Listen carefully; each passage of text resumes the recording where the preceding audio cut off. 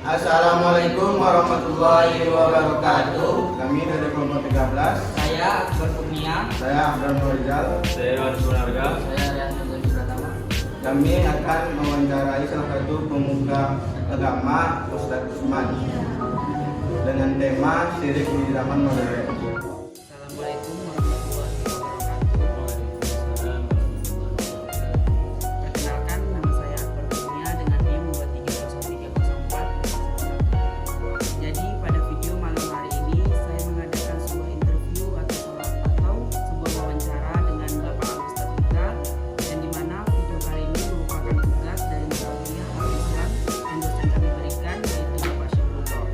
Baiklah, sebelum kita memulai sebuah wawancara, alangkah baiknya kita perkenalkan dulu kepada narasumber kita terlebih dahulu. Assalamualaikum warahmatullahi wabarakatuh.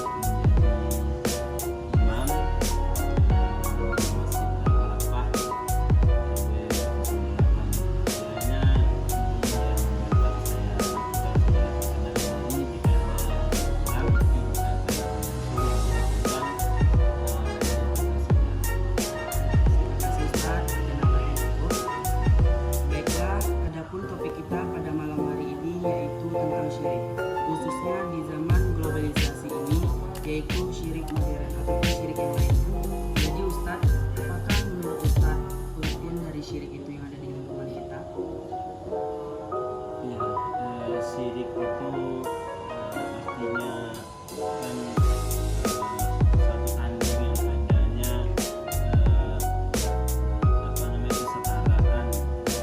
Jadi kalau yang biasa kita sebut dalam kehidupan kita sehari-hari, syirik itu adalah menduakan Tuhan. Artinya kita mempercayai ada kekuatan lain yang juga kekuatan itu memiliki pengaruh yang sama dengan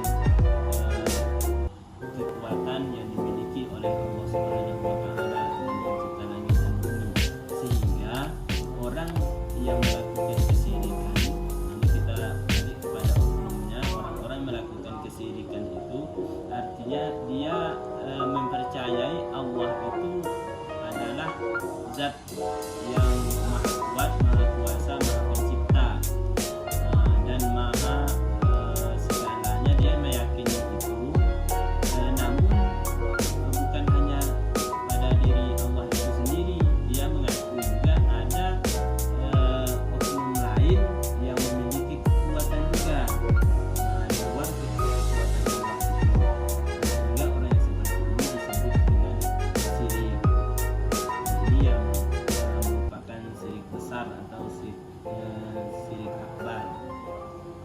Dan syirik itu untuk saat ini di dunia global ini bisa seperti orang-orang yang meyakini dengan ramalan gitu. Contohnya ada orang yang bisa meramal kalau dengan memegang kita, contohnya nanti kehidupan kamu akan begini-begini, padahal kan yang kita yakini selama ini, yang maha mengetahui tentang yang akan datang dan yang masa lampau itu kan Allah. Jadi kalau ada seseorang yang juga dia mengaku bahwa dia mengetahui tentang keadaan kita di masa yang akan datang, kita yakin dengan itu disebut juga dengan syirik.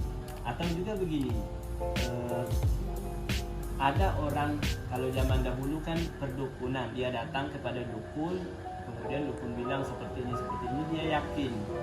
Untuk yang modern ini mungkin jenisnya bukan dukun, tapi mungkin seperti pengobatan, seperti orang berobat ke dokter.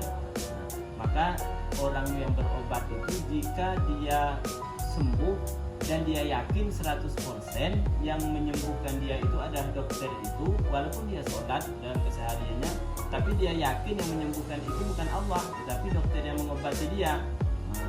Komentar dia melalui operasi itu disebut dengan syirik. Mungkin syiriknya berbentuk modern, karena mungkin dengan kecanggihan zaman sekarang. Maka itu tidak boleh. Jadi kalau kita berobat kepada dokter, maka itu harus kita yakini sebagai usaha kita, tapi yang menyembuhkan tetap harus kita yakini Allah Subhanahu wa Ta'ala. Itu kira-kira mengenai tentang syirik yang dapat saya gambarkan, dan banyak lagi sebenarnya yang lainnya, tapi saya kira cukup sampai situ. Ada pertanyaan yang lain? Untuk selanjutnya, mengapa sih perbuatan syirik itu kerap sekali dianggap sepele oleh masyarakat, dan apa sih dampaknya bagi orang yang menggunakan syirik-syirik tersebut? Bahaya. Jadi kalau syirik itu kenapa orang selalu lalai, menganggap sepele?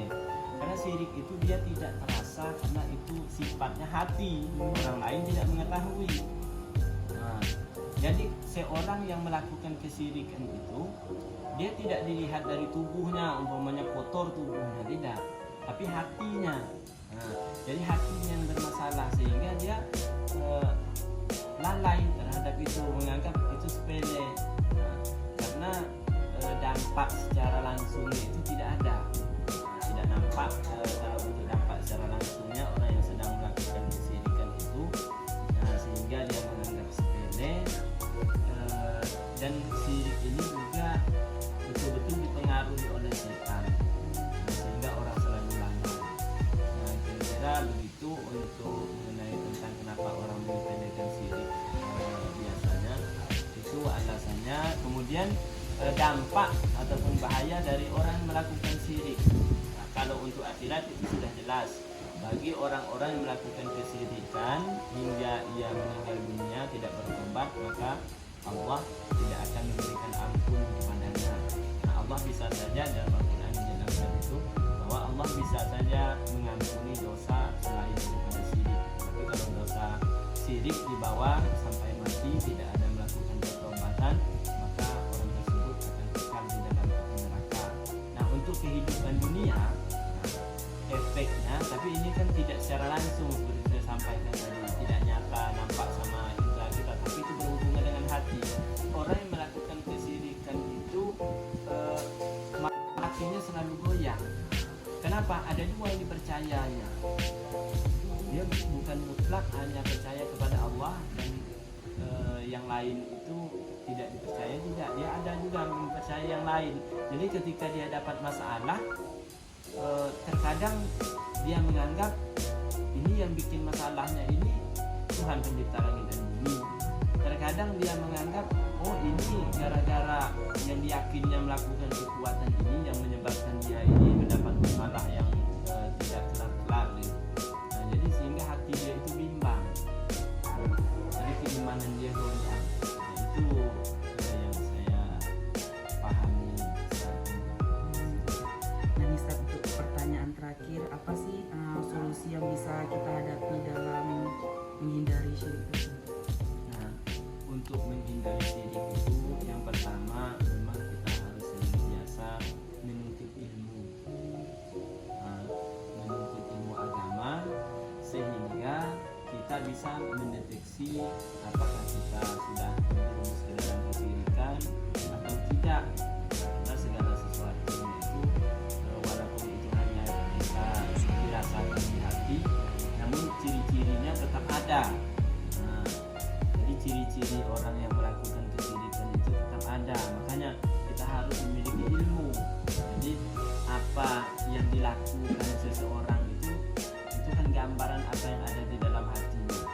Sehingga kita akan bisa terhindar daripada kesyirikan.